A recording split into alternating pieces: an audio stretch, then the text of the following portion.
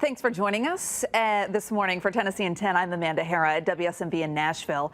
We are now headed into day 4 of the special session on public safety, and so far there are 4 bills that stand a chance of passing. One requires the Department of Safety to give out free gun locks to people who want them, but it does not require that gun owners use a lock. The second deals with how soon a court clerk must notify the TBI of someone's criminal proceedings. The third has to do with human trafficking, and the fourth gives money for more school resource officers and mental health services. As long as those bills continue to move through committees on the House side and make it to the House floor by noon today, it is possible that they'll land on the governor's desk. But yesterday there was a lot of frustration and some people just started yelling.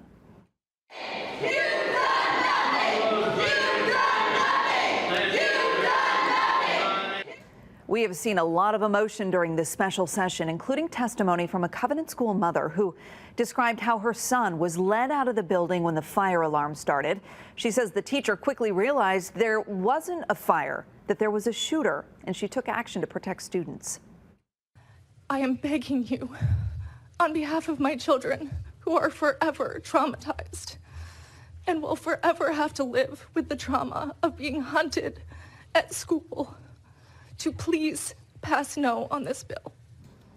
Well, she shared that story during a committee meeting on allowing law enforcement officers, retired or active, to carry guns on public school campuses and buses. That bill failed in the Education Administration Committee. Judges blocked a Republican House rule banning people from holding signs in committee meetings during the special session.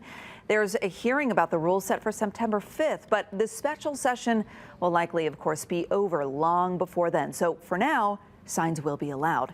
In the meantime, the ACLU suing the House leader and House clerk over this, for removing 3 women from the House chamber on Tuesday. The women were carrying signs.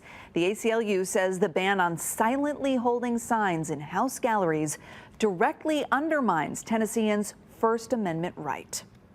Dolly Parton's new fashion exhibit is coming to Lipscomb University. It's called My Life in Rhinestones. The display will feature 25 outfits from Parton's long career. It brings to life her new book, Behind the Seams, My Life in Rhinestones. That book will be released October 17th. The exhibit will be open from Halloween until December 9th. Here are your top stories from the Mid-South.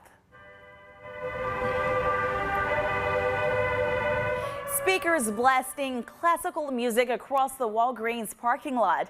This is the new approach the retail drugstore company adopted to deter people from hanging out on its premises. The classical sound of the symphony plays on a loop 24/7 in the parking lot.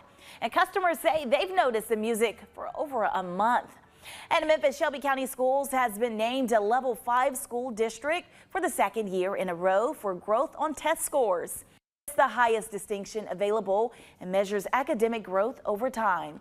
The score includes all grade levels.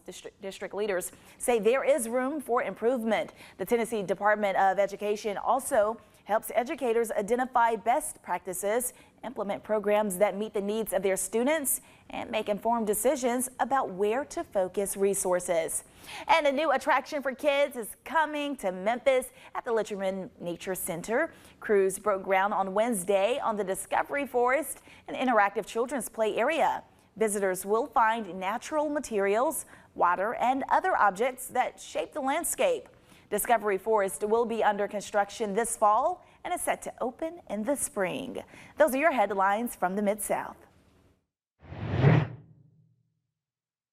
Well, good morning. I'm Casey Wheelis in the WVLT newsroom. Bog turtles were first discovered in the state of Tennessee for the first time in 1986. And since then, Zoo Knoxville has been leading the way in protecting them. Bog turtles grow to about the size of a fist, so they're not very big, and they can live to be over 60 years old. These turtles are critically endangered, mainly because their wetland habitat is disappearing. Zoo Knoxville breeds these turtles and makes sure they can thrive in what habitats they have left. We've done things like radio telemetry, which we put these little transmitters on the backs of turtles and track to see where they go, and that's actually led us to other bogs that we didn't know existed. And yeah, we're just seeing who's there. So we know since 1991, when we released turtles into this bog for the first time, we've released over 180 turtles. So we're looking to see who's all still here. Since its creation in 1986, the Bog Turtle Program at Zoo Knoxville has released more than 180 turtles into the wild. All right, it's almost football time in Tennessee. If you're headed to Neyland this season, you're going to notice some changes at the stadium. New renovations include improved Wi-Fi and a new premium club, but the main renovations are centered around that south concourse. It'll expand from a tight 12 feet to 36, and that'll allow for kind of a better flow of fans through the stadium. And the new concourse will not be finished until 2025, but you're going to see some of those improvements each and every game. And it's not just Neyland Stadium getting a few changes. Thompson Bowling Arena has a new name. Thompson Bowling Arena at Food City Center is the new name you'll see this season. The University of Tennessee sold the naming rights to Food City. It's a $20 million deal over the next 10 years. The money will cover new club amenities, a new state-of-the-art hanging video board, and renovations to the Ray Mears Room for season ticket holders. It's exciting. It really is. And when I saw the plans yesterday, it really blew me away because the creativity of it and what they can do with it and what it's going to be, because this really becomes the main entrance to our campus. And this should be a beautiful part of it. And this building now, what they're going to do to it, and with the help of Food City, it's really a great day for all of us. The arena's exterior is also getting a modernized look to be in line with other athletic venues on campus. The first event in the newly renamed arena is Tennessee's volleyball season opener against Texas State. That's tomorrow. Well, from the WVLT newsroom, those are some of your top headlines from East Tennessee. I'm Casey Wheelis. All right, Casey, thanks. Checking in with Stefano for a look at the forecast. Stefano, no matter where you are in the state, you're going to be experiencing heat. It just may be more brutal for some than others. And that's really how things are. The farther west we are, the more brutal the heat and the humidity is going to end up being. But still, through Saturday, we're talking high temperatures that are near the 90s, if not near 100. A heat index of about 105 to 115. The heat alerts continue through Saturday afternoon. The whole western half of the state is actually under an excessive heat warning. That would be the pink color, and the best areas to see that heat index of about 110 to even up to about 115. Right through the central portions of Tennessee, which does include areas like Nashville, about 105 to 110 heat index, a heat advisory. Memphis, Jackson, Tiptonville, Lawrenceburg, significantly hotter weather as we go through the weekend. And in East Tennessee, Cookeville, Knoxville, Chattanooga doesn't necessarily mean we're not dealing with some intense heat. It's just not at the criteria of those advisories. 96 Memphis today. We may hit 100 in Nashville, 91 Knoxville, Chattanooga at 94. Overnight tonight, we're right back in the 70s. Watch for a shower in East Tennessee tomorrow, and again 90s to even near